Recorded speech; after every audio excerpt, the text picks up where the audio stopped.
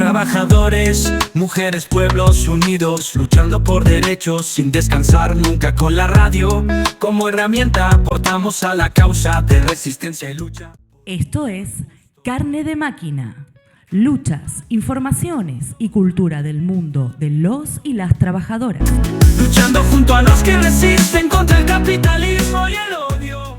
Bienvenidas, bienvenidos. Esto es Carne de Máquina, un programa hecho en cortinas por Lito y Flor, con la columna de opinión de nuestro compañero y amigo Raúl. Y como siempre, quien les habla, Sebastián Díaz Infante. Pero no me encuentro solo, me encuentro con mi compañero y amigo, el Tano. Hola, Tanito, ¿cómo estás? Hola, Seba, querido. ¿Cómo va la vida? Soy el Tano Marrombolá y junto a Sebastián Díaz Infante y todo un equipo hacemos este programa que se llama Carne de Máquina. Un ciclo de laburantes para laburantes que sale los domingos a las 11 de la mañana por streaming en Radio Semilla, con una retransmisión los miércoles de 22 a 0, o podés encontrarnos en nuestras redes sociales de Facebook y de YouTube. Tiempos difíciles, ¿no?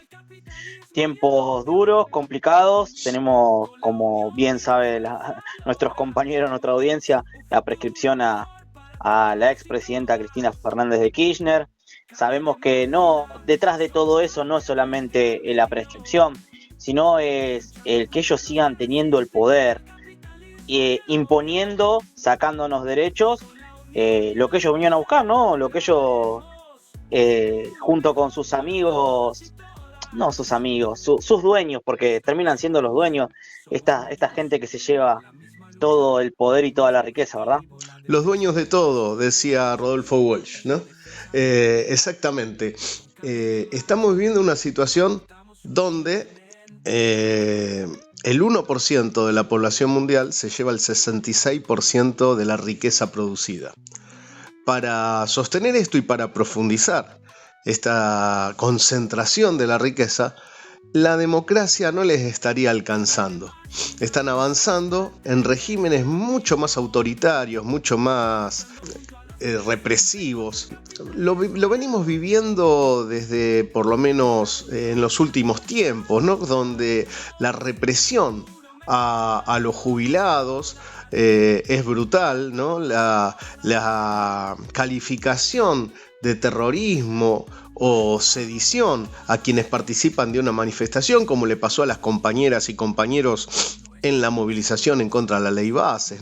Más de 30 detenidos, 3 estuvieron meses en la cárcel, con la cuestión de carátulas que no tenían nada que ver con la realidad, sedición, terrorismo. Luego tenemos en el interior del país, ¿no? Represiones violentas, incluso muertes de compañeros en el norte del país. Tenemos una violencia todos los días a quien se quiere manifestar, y hace poco el gobierno acaba de sacar en el boletín oficial que la policía federal, que se transforma en una agencia de inteligencia, puede hacer inteligencia sobre las redes sociales, puede allanarte si una publicación la ven sospechosa, pueden allanar tu casa, pueden detenerte sin orden judicial. Estamos avanzando hacia un verdadero estado policial, y en ese marco donde Facundo Yones-Wala va preso por presentar un libro, donde un trabajador por putear a Milei va preso también, tenemos la proscripción a Cristina Fernández de Kirchner,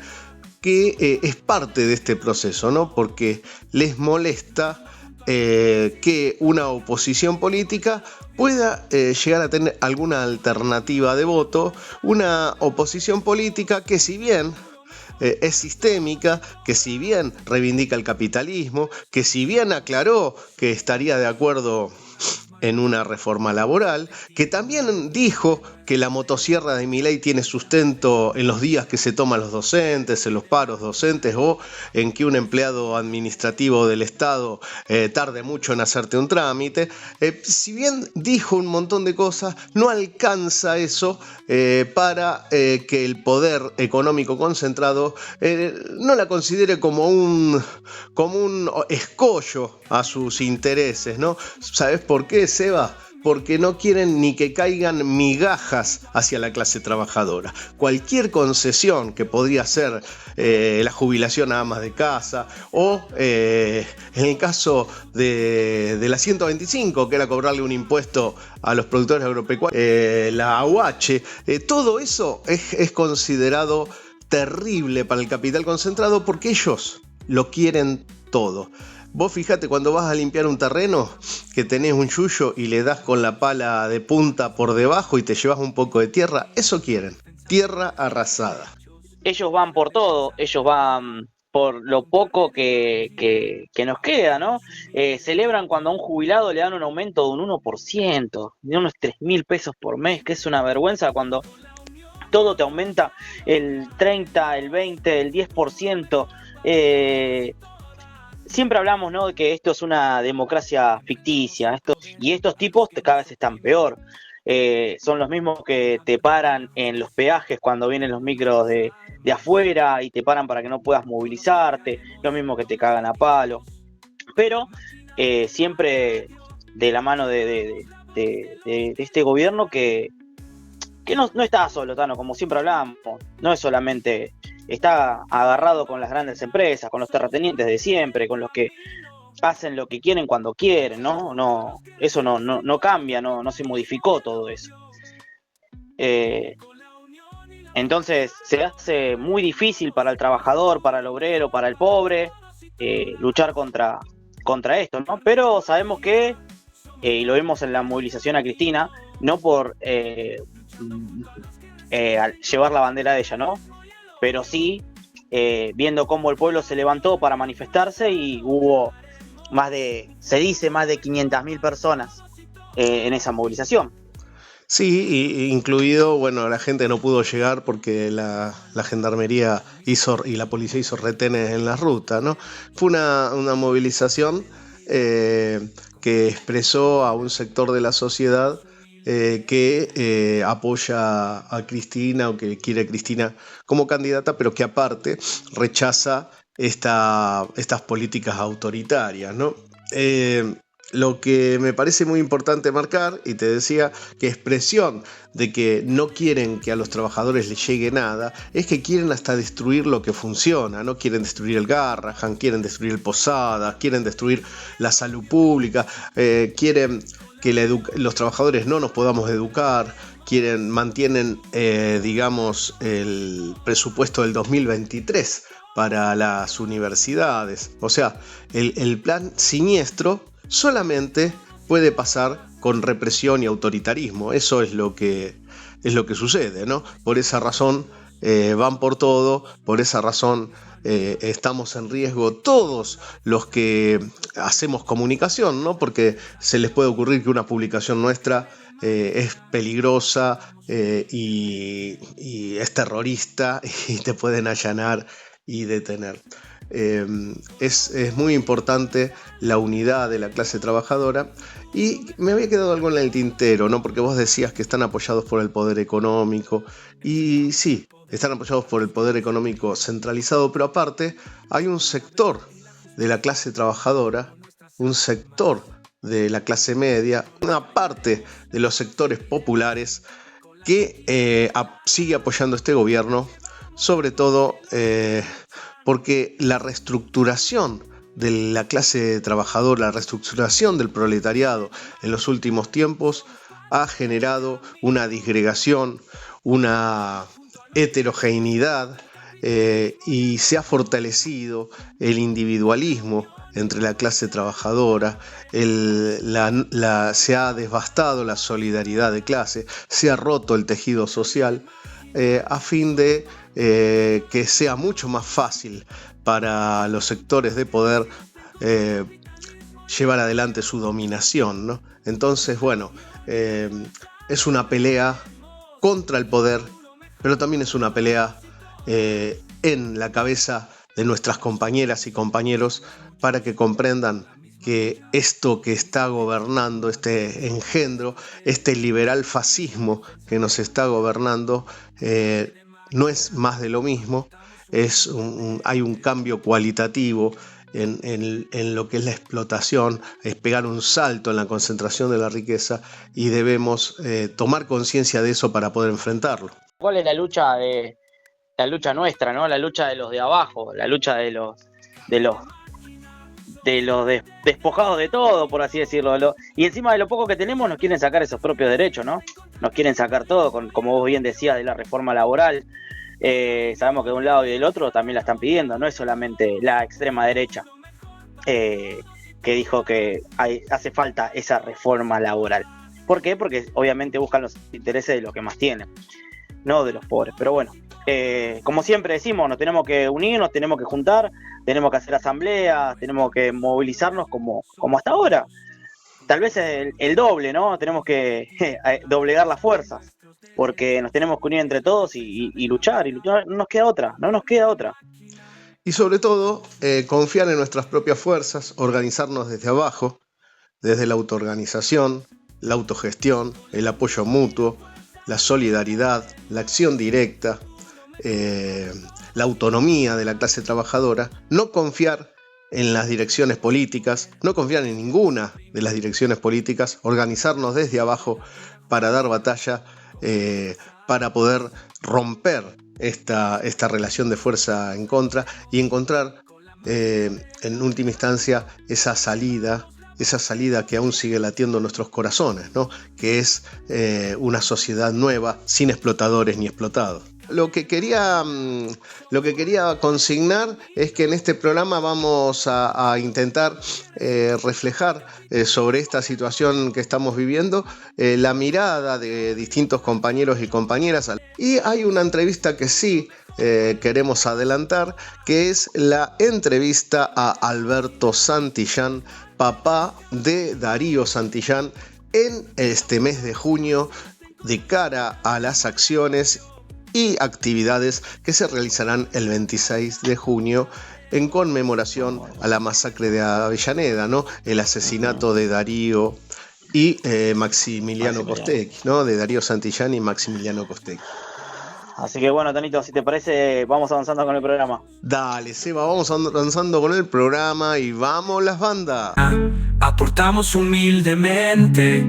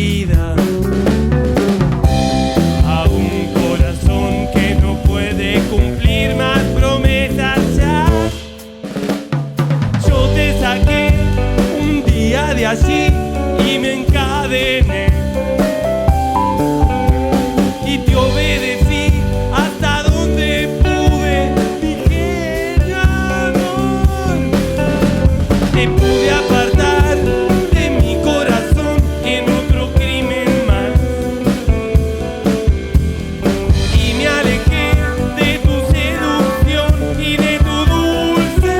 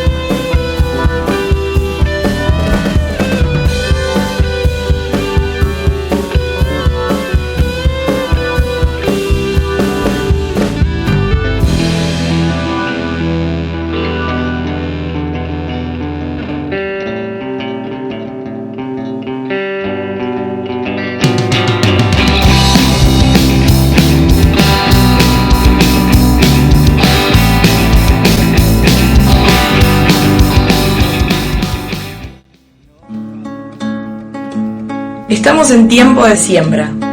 Plantá tus ideas. Plantá tu música. Plantá tus palabras. Plantá tus sonidos. Plantate. Radio Semilla.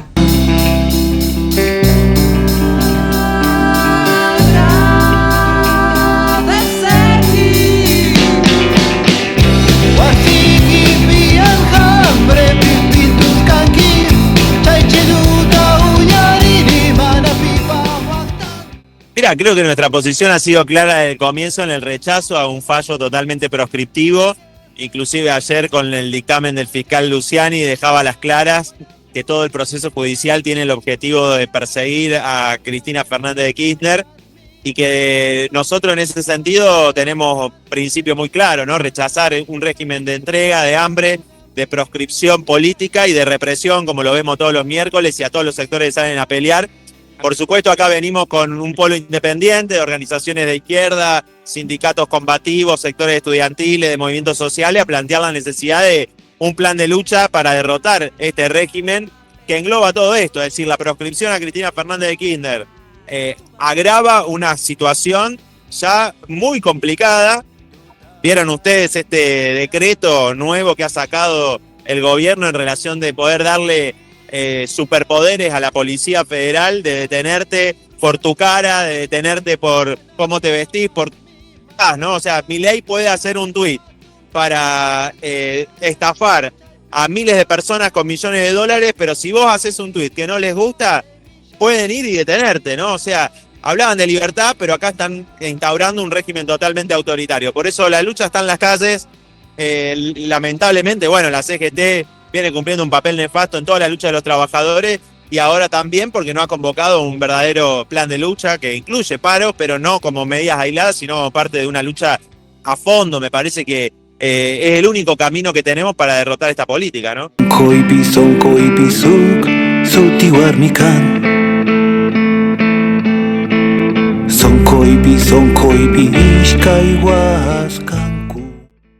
Bueno, buenas tardes.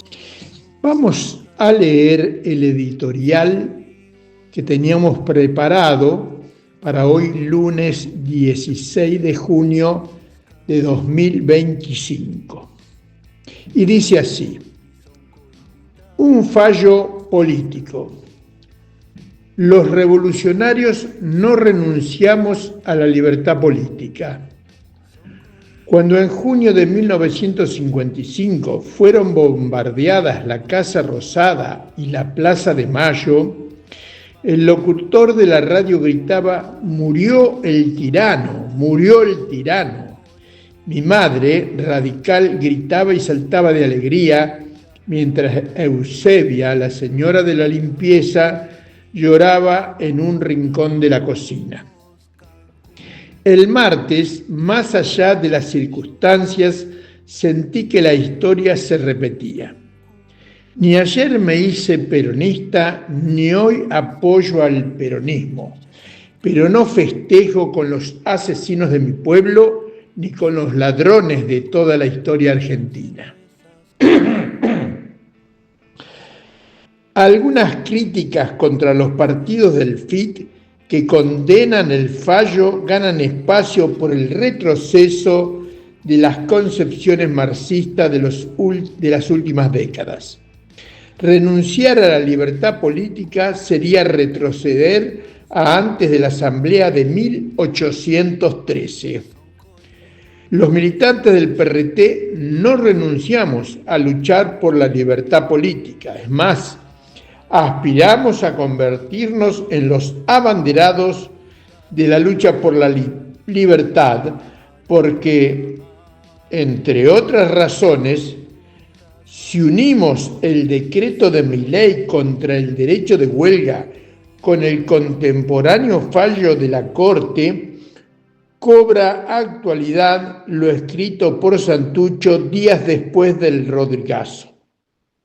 La batalla en defensa del nivel de vida está íntimamente unida a la batalla por la democratización.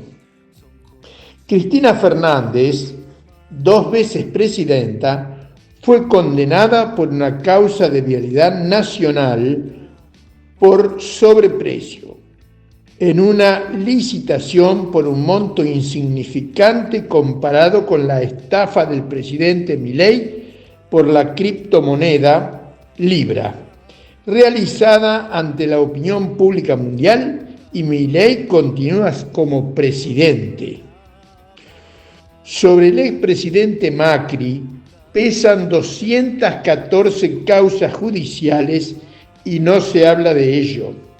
Ambos, con la conducción económica de Caputo, se mantuvieron en sus cargos sostenidos por la estafa legal, pero ilegítima, realizada a través de la bicicleta financiera y la fuga de divisas, cuyo instrumento es el contado con liquidación.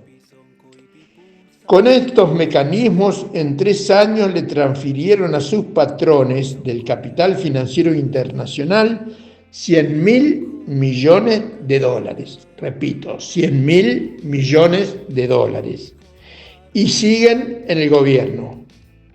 No estamos justificando la corrupción con el mal de muchos, consuelo de tontos, sino decimos que si el sistema judicial es el mismo desde hace 10 años, no cabe duda que la condena de Cristina Fernández es por causas políticas, porque si no, con toda razón, estarían condenados Macri, Milei y Caputo.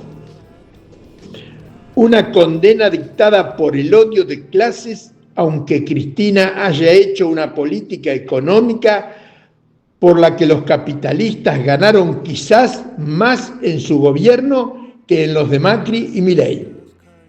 Odio porque sobre Cristina pesa el hecho de ser peronista, y más aún por haber sido una revolucionaria social en los 70, ni qué decir por ser mujer e inteligente.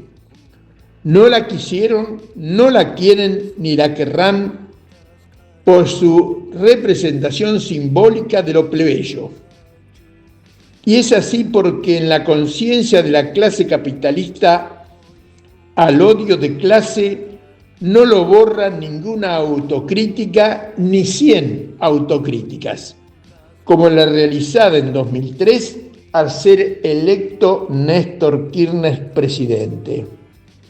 Nosotros, dijo Cristina, luchábamos por un socialismo nacional cuando el pueblo quería un capitalismo nacional. Y además, porque se le nota por los 4 costados cuando realiza sus análisis. A su forma de razonar y argumentar no la perdió pese a 10 años de discursos progresistas, pero resolviendo por derecha con las candidaturas de Daniel Scioli, Alberto Fernández y Sergio Massa.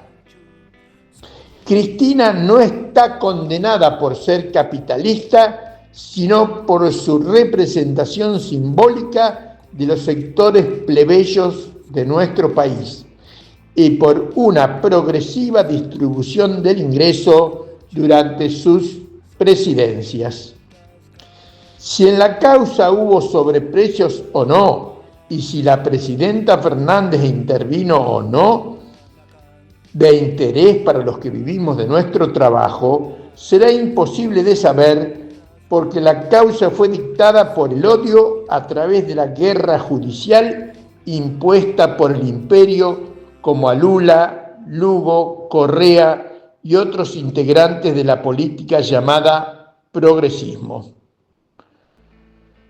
Como se trata de una condena política, debe ser enfrentada políticamente con una sostenida y combativa movilización popular para derrotar la condena y porque el pueblo movilizado, y más por cuestiones políticas, eleva su conciencia que da paso a la organización. Esto es lo fundamental.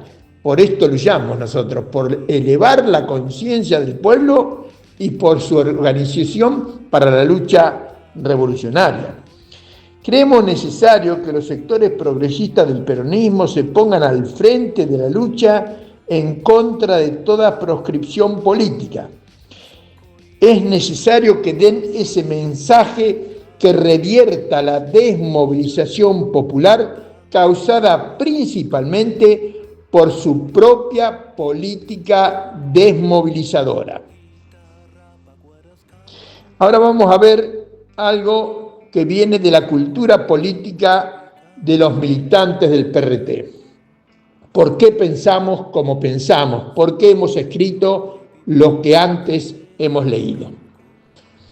Por una razón pedagógica, más que polémica, recordamos que la conciencia de los militantes se forman principalmente en la línea de su partido. Quiero compartir dos documentos y hacer referencia a un tercero que pesan en nuestra formación y pueden aportar a la de otros militantes. Primer documento. La resolución del Comité Ejecutivo de abril de 1973 del PRT sobre la actitud frente al gobierno peronista. Así razonaba. Tanto por su programa como por los intereses de clase que representan, el próximo gobierno parlamentario Cámpora-Solano Lima representará los intereses de la burguesía y del régimen capitalista argentino y orientará sus esfuerzos en una primera etapa a calmar con engaños a las masas y su vanguardia con el fin de detener el profundo proceso revolucionario en marcha en nuestra patria.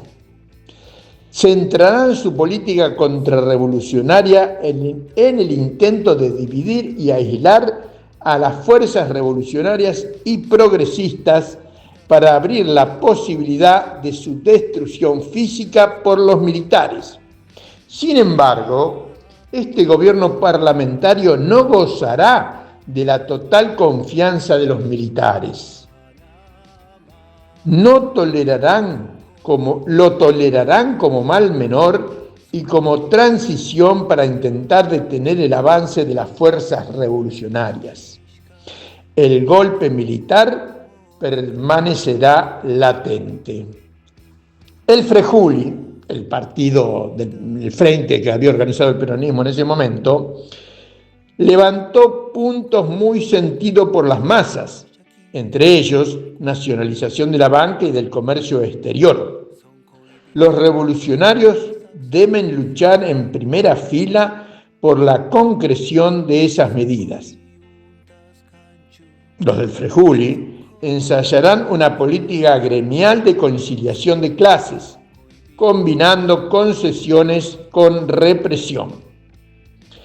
Es obligatorio para los revolucionarios una intensa prédica educativa que explique incansablemente los límites de los programas burgueses y abra a importantes sectores hacia expectativas socialistas revolucionarias.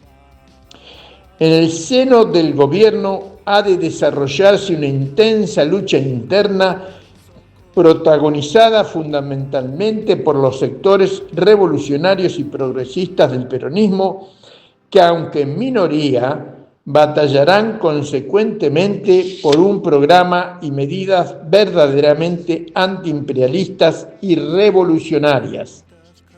Los marxistas-leninistas, o sea, nosotros, debemos apoyar activamente estos sectores en su lucha, insistiendo en la unidad de las organizaciones y sectores progresistas y revolucionarios peronistas y no peronistas, tanto en la movilización de las masas por sus reivindicaciones como en la preparación para nuevos y más serios enfrentamientos entre el pueblo y la burguesía.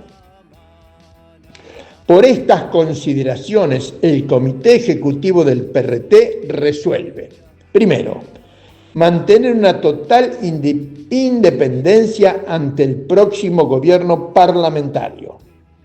Recordar y explicar el carácter capitalista del gobierno y la imposibilidad de llegar a llegar sin salirse del capitalismo a verdaderas soluciones a los problemas de nuestra patria y de nuestro pueblo. Segundo, alentar, apoyar y participar en primera fila la movilización obrera y popular por el cumplimiento de las promesas gubernamentales. Tercero, apoyar activamente y alentar todos los esfuerzos del peronismo progresista y revolucionario por imponer la realización de un programa avanzado por el gobierno. Presten atención. En caso de golpe militar, colocarse hombro con el peronismo progresista y revolucionario para enfrentar cualquier intento de restablecer la dictadura militar. El segundo documento que queremos hacer referencia y que vamos a citar, se llama Ningún compromiso. Es un inciso del libro de Lenin, El izquierdismo, enfermedad infantil del comunismo. Son algunos párrafos solamente. Dice Lenin: hacer una guerra para derrocar a la burguesía internacional, una guerra 100 veces más difícil, prolongada y compleja que la más encarnizada de las guerras corrientes entre estados, y renunciar de antemano a toda maniobra, a explotar los antagonismos de intereses, aunque solo sean temporales, que dividen a nuestros enemigos, renunciar a acuerdos y compromisos con posibles aliados, aunque sean provisionales, inconsistentes, vacilantes, condicionales, ¿no es acaso en extremo ridículo? Miren, Lenin, el más bravo de todo, y Fidel Castro y el Che. Solo se puede vencer a un enemigo más poderoso poniendo en tensión todas las fuerzas y aprovechando obligatoriamente con el mayor celo, minuciosidad, prudencia y habilidad la menor grieta entre los enemigos, entre los diferentes grupos o categorías de la burguesía en el interior de cada país. Hay que aprovechar asimismo las menores posibilidades de lograr un aliado de masas, aunque sea temporal, vacilante, inestable, poco seguro, condicional. El que no comprende esto, no comprende ni una palabra de marxismo. El que no comprende esto, no comprende ni una palabra de marxismo, ni del socialismo científico contemporáneo en general. El que no ha demostrado en la práctica durante un intervalo de tiempo bastante considerable y en situaciones políticas bastante variadas, su habilidad para aplicar esta verdad de la vida, no ha aprendido todavía a ayudar a la clase revolucionaria en su lucha por la libertad por liberar de los explotadores a toda la humanidad trabajadora, nada de clasismo, dice Lenin, a toda la humanidad trabajadora, que es por lo que estamos luchando nosotros en la Argentina de hoy. Los socialdemócratas revolucionarios de Rusia, era el nombre que tenía antes el Partido Comunista, antes del triunfo de la revolución.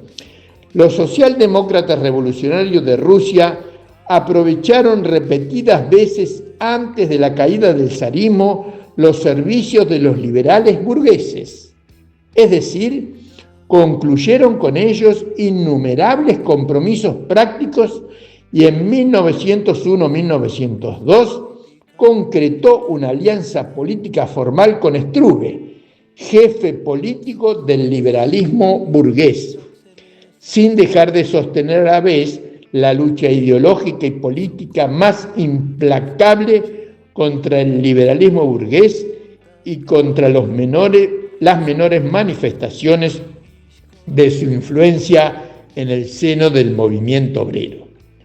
Los bolcheviques practicaron siempre esa misma política. Desde 1905 defendieron sistemáticamente la alianza de la clase obrera con los campesinos contra la burguesía liberal,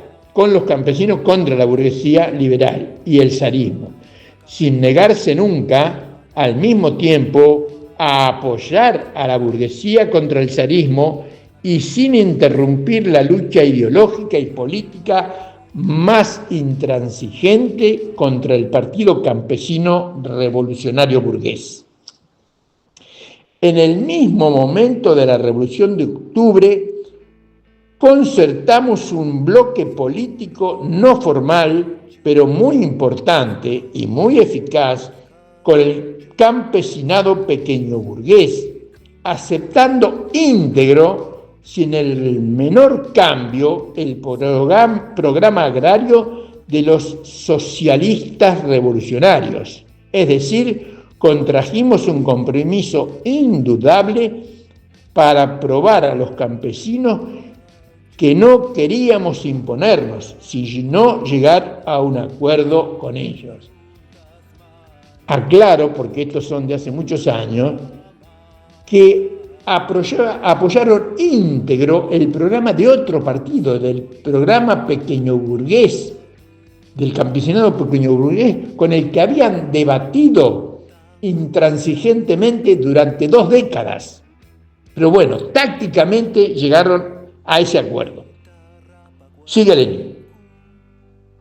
De todo esto se desprende imperiosamente una necesidad absoluta para la vanguardia del proletariado, para su parte consciente, para el Partido Comunista. Acá ya habían tomado el nombre de comunista, era después del triunfo de la Revolución.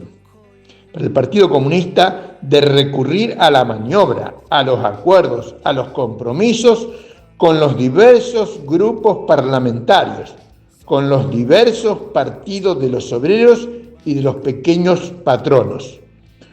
Toda la cuestión consiste en saber aplicar esta táctica para elevar y no rebajar el nivel general de conciencia, de espíritu revolucionario y de capacidad de lucha y de victoria del proletariado. Ahí termina esta cita. Seguimos. En los escritos de Lenin encontramos varias decenas, de referencias a la necesidad de luchar por las libertades democráticas, hasta ponerse al frente de ellas. Citamos una de antes de 1900. Hay un montón. Bueno, vamos a citar una. Dice Lenin: la lucha de clases del proletariado abarca la lucha económica y la lucha política. Pero olvidar la lucha política a causa de la lucha económica significaría renegar del principio fundamental de la socialdemocracia del mundo entero.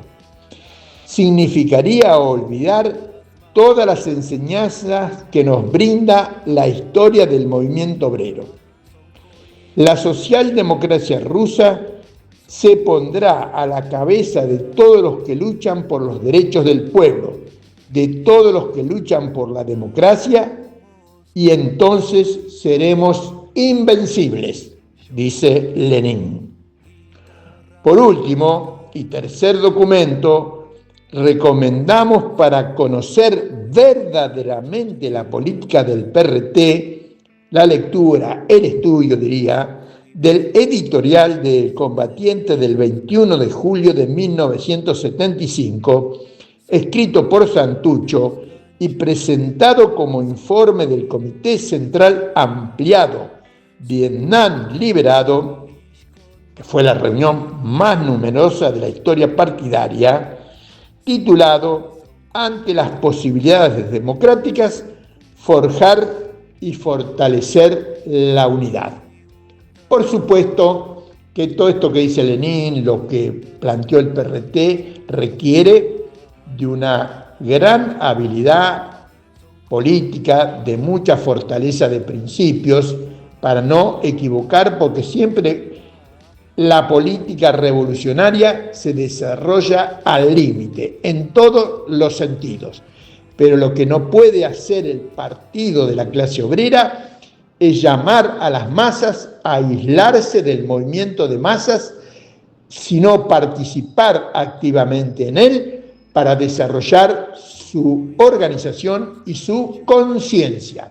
Si hoy el peronismo moviliza por la defensa de esta libertad democrática, estará haciendo un gran favor a la desmovilización imperante en el pueblo argentino, y los revolucionarios marxistas-leninistas y los militantes del PRT no podemos estar ausentes en estas movilizaciones imperiosas y necesarias movilizaciones por la libertad.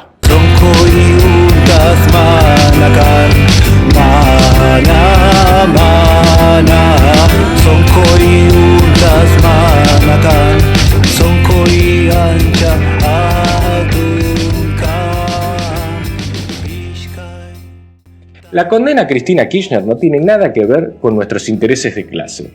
Nos quieren meter en un falso debate a los trabajadores. Acá lo que se están dirimiendo son disputas dentro de la burguesía, es decir, dentro de la clase social, de los empresarios y de los políticos y los burócratas sindicales que están chupados a estos empresarios, están subvencionados por estos empresarios que les terminan abonando la carrera. La carrera política de Cristina viene de la mano de intereses capitalistas que la bancaron a cambio de determinadas medidas políticas y económicas. Por ejemplo, la megaminería, el utilizar fondos del Estado para generar infraestructura productiva para vaca muerta para después entregarle toda esa infraestructura en bandeja a las grandes petroleras, como por ejemplo a Exxon o a Chevron o a Dow Chemical.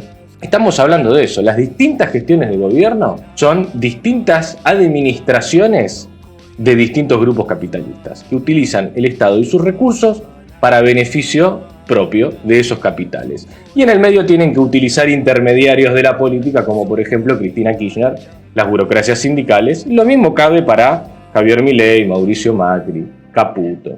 Entonces, lo que ellos están discutiendo son sus internas por los negocios. Eso punto número 1. Punto número 2. Se está atacando a la democracia, nos dice la izquierda y el progresismo. En primer lugar, la pregunta que nos cabe hacer es a qué democracia se está atacando, ¿no? Pues nosotros no defendemos esta democracia de los ricos, esta democracia que sostiene instituciones que oprimen a nuestro pueblo. ¿De qué democracia estamos hablando? ¿De la democracia en donde 3 burócratas de la CGT someten al hambre y a la explotación a la clase obrera? Nosotros no estamos con esa democracia. Nosotros queremos la democracia de los trabajadores, que es una democracia directa, no una democracia en donde un representante puede hacer y deshacer a su antojo. Y acá viene el tercer punto, la responsabilidad de Cristina Kirchner en el ajuste actual que nos están aplicando los trabajadores. No hablemos de la tragedia del Sarmiento, no hablemos del asesinato de Mariano Ferreira o del asesinato impune de Julio López. No hablemos de todas las represiones a los conflictos obreros que hubo durante su gestión. Por ejemplo, la represión a las familias de los trabajadores de la línea 60 en Panamericana. Por ejemplo, ¿no?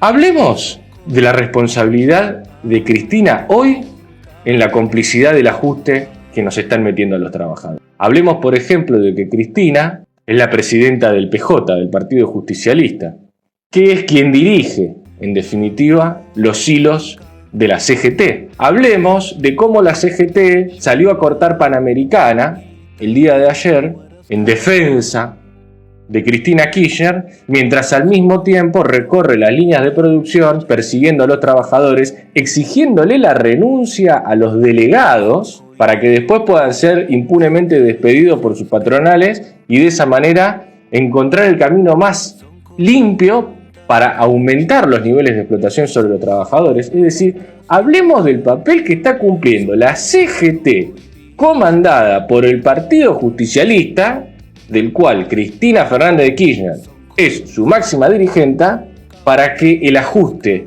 que está realizando Javier Milei y los grandes capitales pueda pasar como por un tubo, sin ningún tipo de resistencia por parte de estas burocracias sindicales. La única resistencia que encuentra esa reforma laboral es cuando los trabajadores nos organizamos por abajo y les clavamos autoconvocatoria, les clavamos asamblea, pasamos por arriba a las burocracias. Entonces, ¿de qué estamos hablando?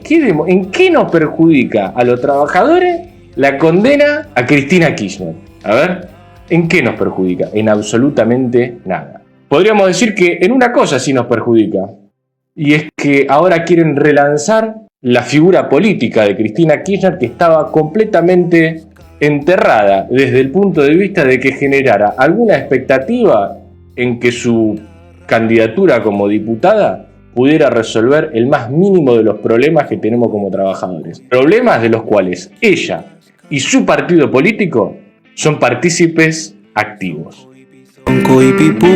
cervezas kanku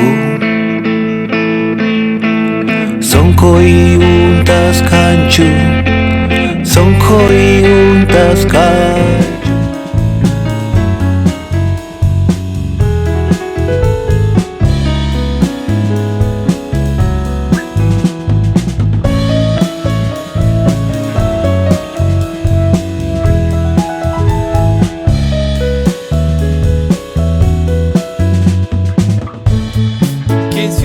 Esquina no queda amor para ti.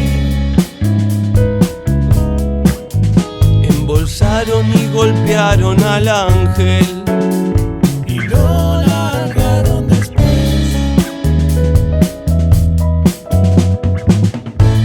Recuperando su fe tal vez los niños le nacen y le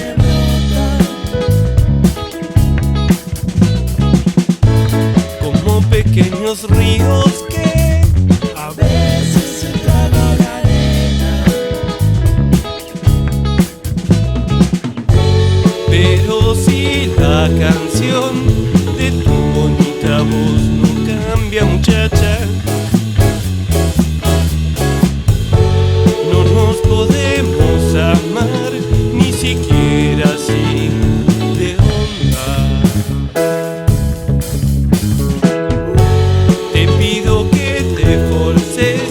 Yo no sé si puedo dejar esto, no. Te pido que no claudiques, si te gustan los Cristo errante, no.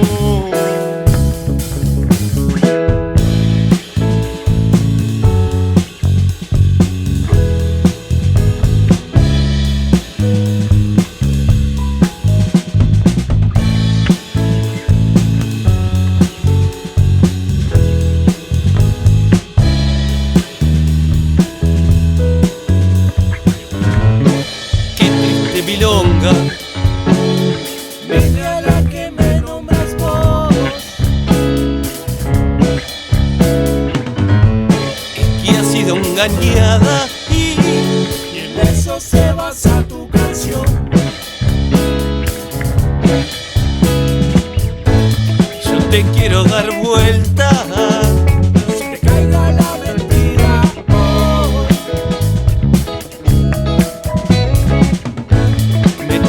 Fantasía yo, a ver si cambia la historia al fin.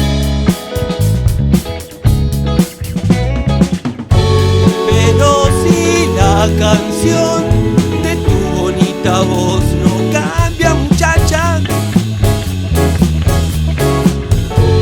no nos podemos amar ni siquiera a la distancia, no.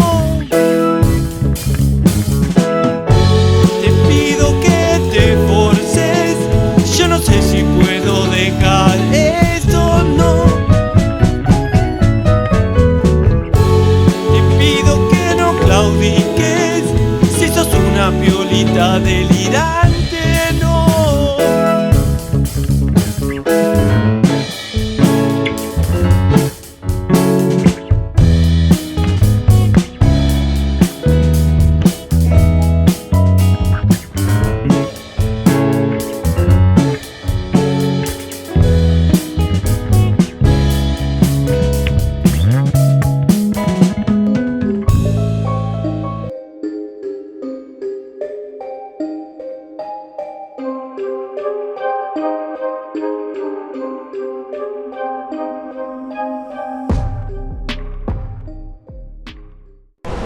lo que veo yo aquí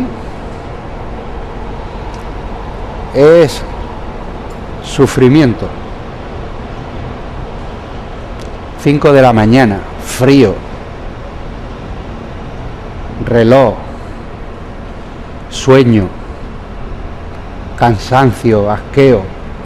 Somos gente pacífica y queremos vivir en paz. Pero en paz solo se puede vivir cuando se vive en igualdad. Cuando se te condena al hambre, se acaba la paz. Hoy, hasta aquí llegó nuestra manifestación pacífica.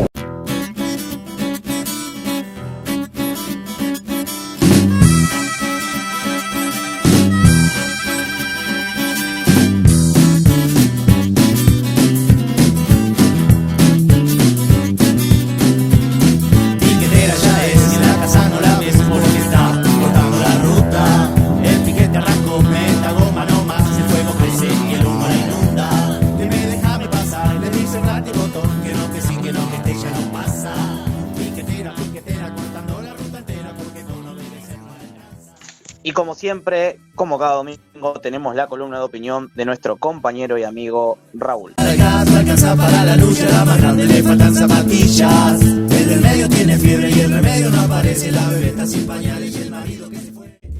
Hola compañeros de Carne de Máquina. Nuevamente otra columna en un momento que supera los estados en general que venimos viviendo ya desde hace años, con distintas guerras, con la guerra de Gaza, pero en un momento de la historia en el cual el imperialismo sube la apuesta. El imperialismo en manos del gobierno de Trump, continuidad de muchas de las políticas que los demócratas de Estados Unidos venían llevando adelante, como la guerra de Gaza, como sus intervenciones, la misma intervención en la guerra de Ucrania, más allá de una aparente intención o enunciado del mismo Trump de querer resolver los conflictos internacionales, vemos que en realidad, tanto a nivel interno propio de los Estados Unidos como a nivel de su intervención planetaria, su disposición es la de acrecentar y la de poner en juego el poder militar como única alternativa ante el conjunto de la humanidad. Lo mismo con la guerra interna contra los inmigrantes legales o ilegales dentro de Estados Unidos, lo cual ha provocado una respuesta, una resistencia de carácter nuevo y que permite a los inmigrantes y al conjunto del pueblo estadounidense dar una respuesta que tuvo el domingo pasado una gran marcha en 2.000 ciudades de Estados Unidos. No más un rey, no hay rey en Estados Unidos. Una revuelta por las libertades democráticas. A principios de esta semana, Trump dijo que tomaría una decisión sobre si lanzar o no una guerra directa contra Irán un segundo antes de hacerlo. O sea, una decisión ya tomada. El New York Times también señaló que en un retraso de 2 semanas daría tiempo a Estados Unidos para reforzar sus propias opciones militares mientras Israel continúa su bombardeo. Una consecuencia de la demora de Trump es explotar aún más las narrativas mentirosas promovidas por Israel y todas las potencias capitalistas utilizadas para justificar un acto ilegal de agresión. Israel afirmó que lanzó los ataques para defenderse de lo que llamó una amenaza inminente. El verdadero objetivo de la guerra es el derrocamiento del gobierno iraní ha pasado rápidamente a primer plano. El jueves, el ministro de Defensa israelí, Israel Katz, declaró que el líder supremo de Irán, Ali Khamenei, no puede seguir existiendo. En este plano de la guerra a nivel internacional, lo que tenemos para señalar es el rol de Rusia y China, en el cual Irán se ve impelido a buscar el respaldo en aquellos países que tienen intereses profundamente vinculados a la economía iraní, como es la ruta de la seda por parte de China y gran parte del negocio petrolero, de la compra de su abastecimiento petrolero por parte de la economía china y en otro sentido la economía rusa también tiene importantes intercambios con Irán en la compra de armas y de drones y en otros aspectos de la economía.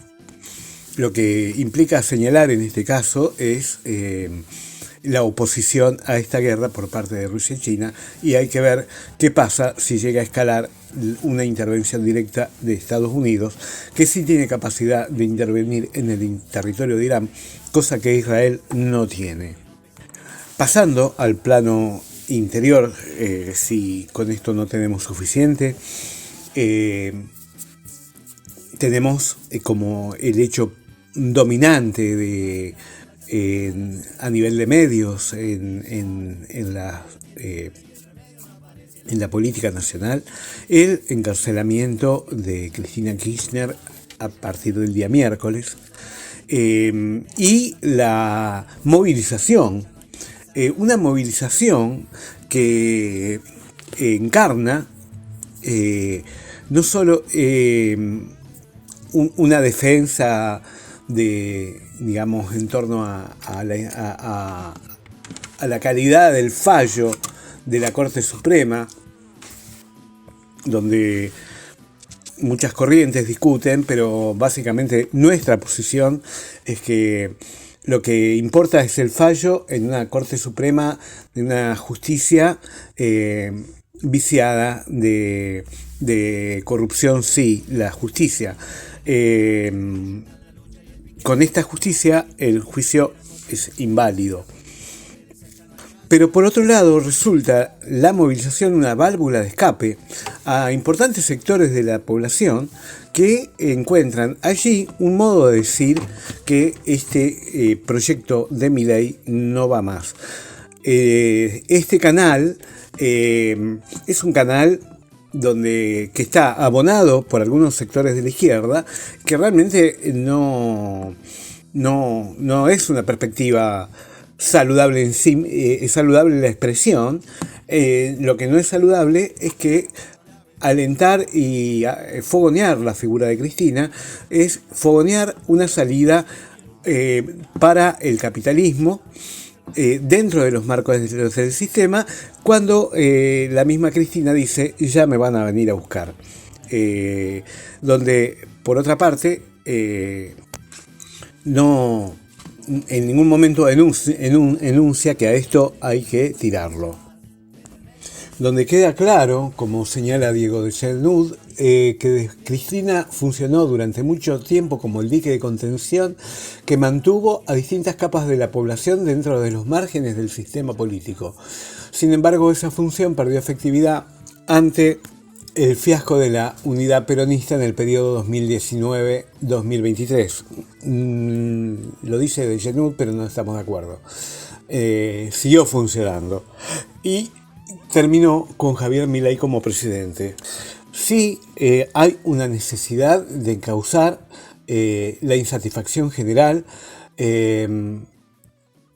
Los niveles de disconformidad tienen su reflejo en las ausencias al voto, al ausentismo inédito. Este disgusto del pueblo necesita tomar otros formatos. Sí, tenemos que ir señalando también qué está pasando en el movimiento obrero. En general, como señala un titular de La Nación, la CGT entre Kicillof y Milei, y la revancha de Moyano con Cristina. Es decir, es verdad que muchos de los gremios que estuvieron históricamente con Massa y el Frente Renovador se acercaron a Kicillof, pero lo central es la guita. Si el gobierno avanza, deja sin un peso a los gremios, por las cuotas obligatorias que los laburantes pagamos a los gremios y a las obras sociales. Todo lo demás es secundario. Por último, también es verdad que muchos gremios, si convocan a paro nacional, por Cristina o por cualquier otro tema, la mayoría de los trabajadores irían a laburar igual, por el descrédito que tienen la gran mayoría de los gremios, por no perder el día de laburo y por miedo al despido. Moyano, por ejemplo, negoció con Milei un 1% de aumento, o sea, a la baja, un aumento a la baja en el gremio de camioneros que en su momento era la vanguardia del movimiento obrero. Pero lo que pasa es que el gremio de camioneros necesita que le refinancien la obra social. Y así, de esta manera, negocia con el gobierno de Milei, lo cual también es un reflejo de que la salida de Pablo Moyano del triunvirato de la CGT no era ninguna medida de lucha, sino que también respondía a esta situación del gremio de camioneros que va a ser salvado por el gobierno nacional. Como decimos al principio de la columna, realmente nos encontramos en una situación que es un tembladeral, que van a ir apareciendo los ejes por los cuales las masas se van a ir explayando. Lo que sí, el miércoles pasado, aparte de la visita a la Plaza de Mayo a protestar por Cristina, también estuvo la protesta de los compañeros del Garrahan. Y ahí sí ameritaba un lugar independiente de movilización. Y ahí sí también ameritaba un lugar independiente de movilización la movilización de los jubilados en el Congreso, que estaba vallado el Congreso, terriblemente vallado. Y cuando la columna que venía de Plaza de Mayo, no era una columna, eran ya los manifestantes dispersos, y encontraban que el Congreso estaba vallado, en vez de sumarse a la marcha de jubilados, pegaban la vuelta y no veían motivo en sumarse a la marcha de los jubilados. Así estamos, así vemos cuáles son los niveles de conciencia que implica la movilización por Cristina. Y el miércoles que viene siguen los jubilados, el miércoles que viene sigue el conflicto del Garrahan, sigue la lucha. Así que después de este fin de semana largo, nuevas vicisitudes nos esperan en las calles. Hasta la próxima, compañeros de Carne de Máquina.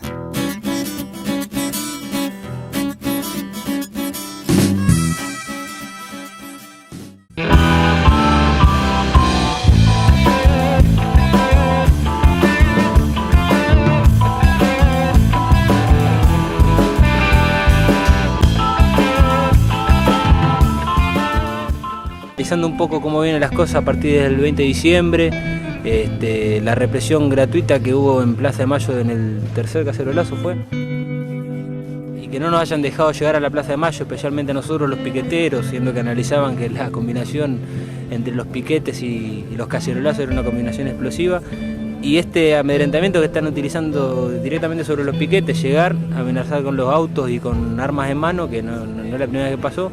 Creemos que una nueva estrategia represiva se está dando el gobierno. La policía le comenzó a disparar. Gases, disparos, piedras que vuelan.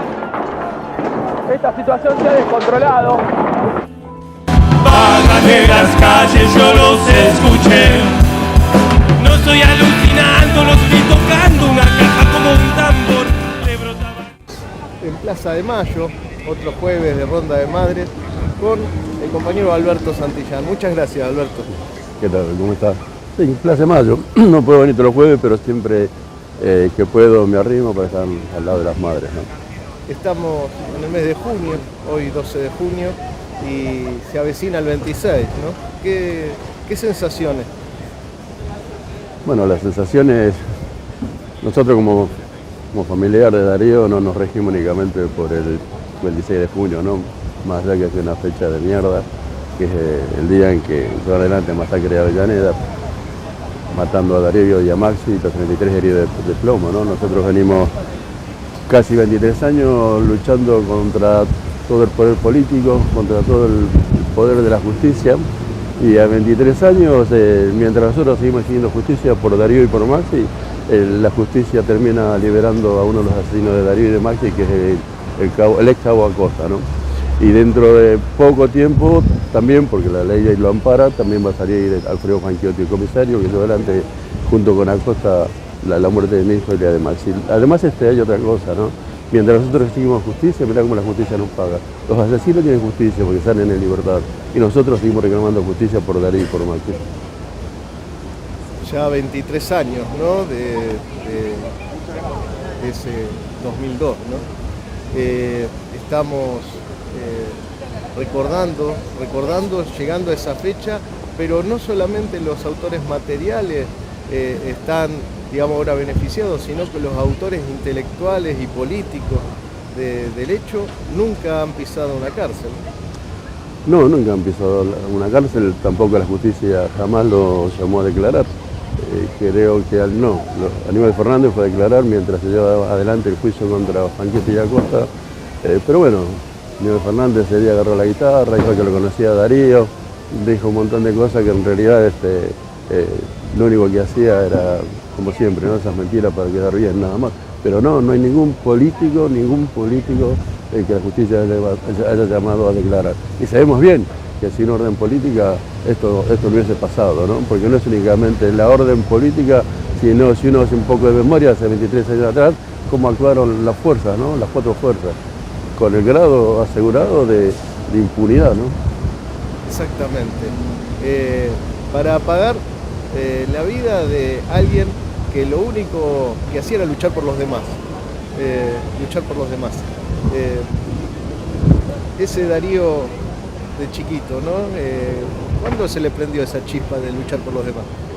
Y Dari, qué sé yo, mis hijos todavía me dicen de que yo siempre amé más a Darío que a ellos, ¿no? Una forma de decir. Porque bueno, porque Darío no está, qué sé yo, porque lo extrañamos mucho, porque lo amamos mucho, el agujero que nos han dejado en nuestra vida cada vez es mucho más grande, ¿no? Pero sí, Dari empezó en el secundario.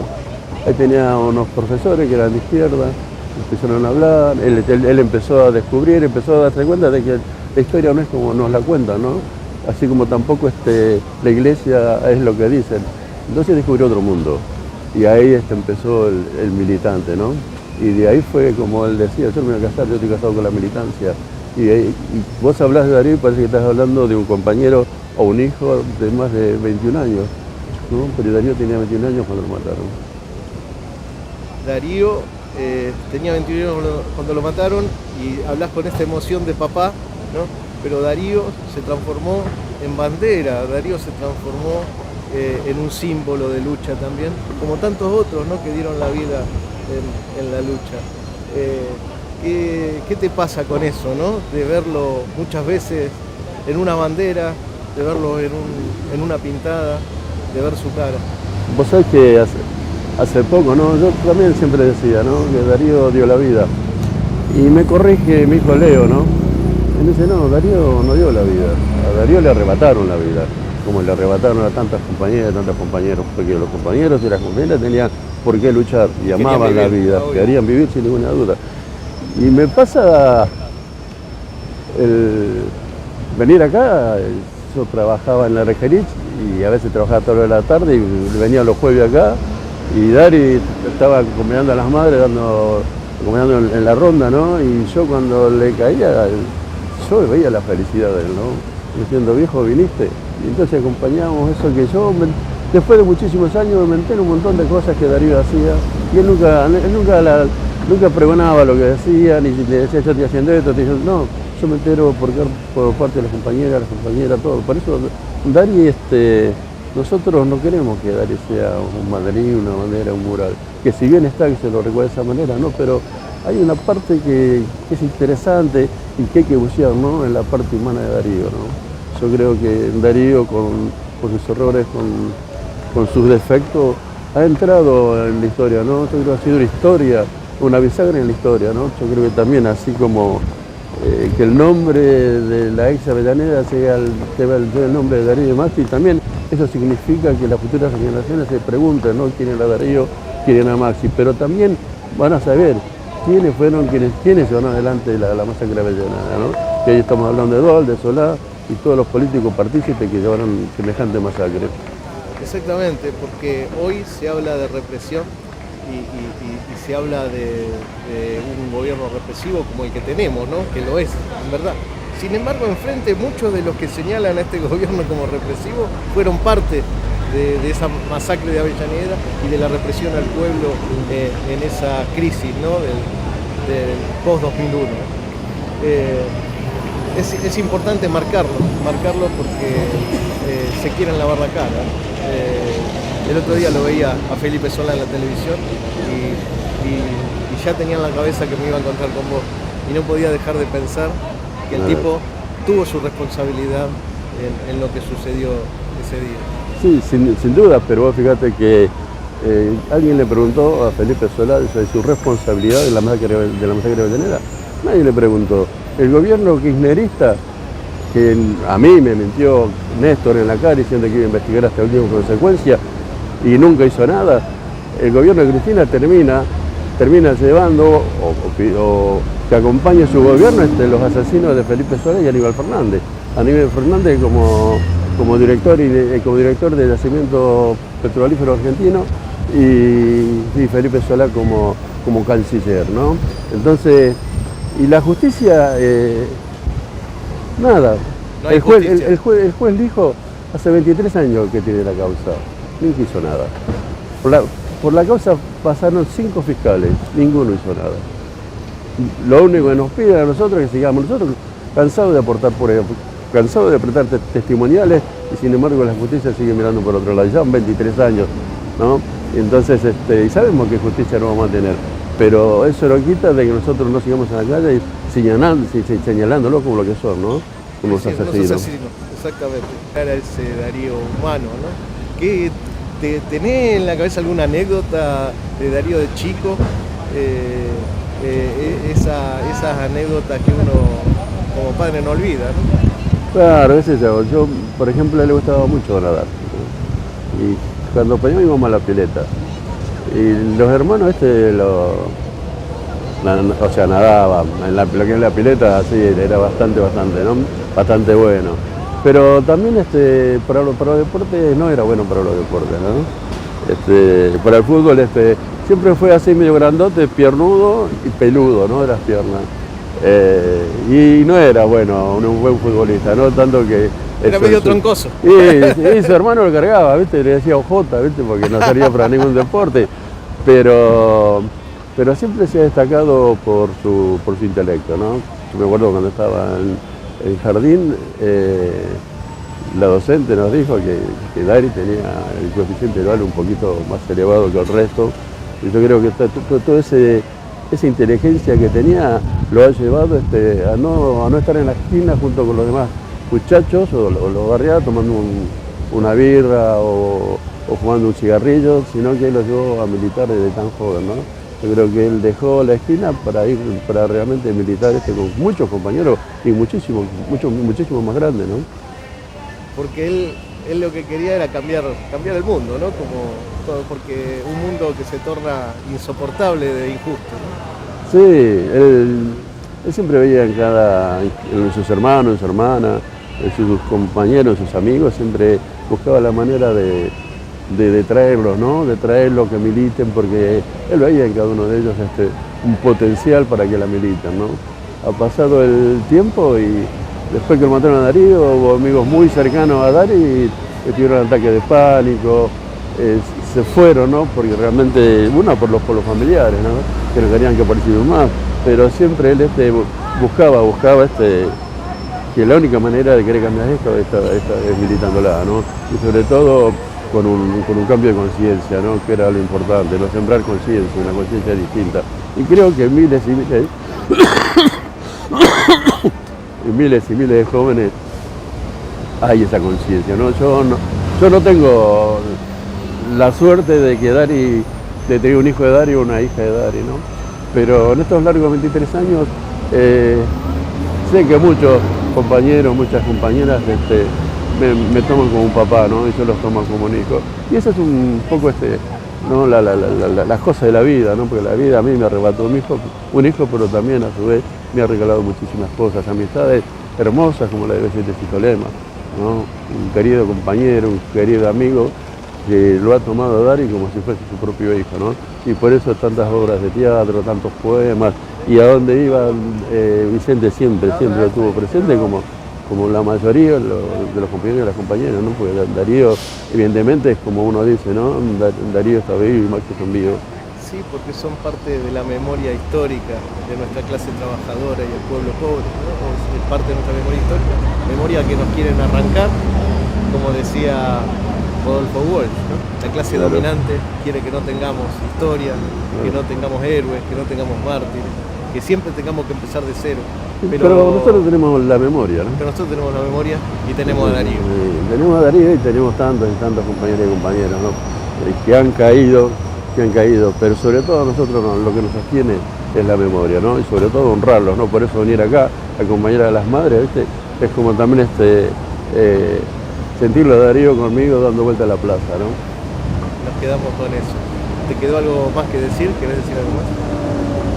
Bueno, este 26 se cumplen 23 años, el 25 tenemos actividad en la estación de Darío y Maxi, los convoco a los que quieran venir, participar, habrá una noche popular, va a venir la Delio, van a tocar compañeros y compañeras muy cercanos, va a haber paneles para hablar sobre lo que pasa con los jubilados, la discriminación, los pueblos originarios.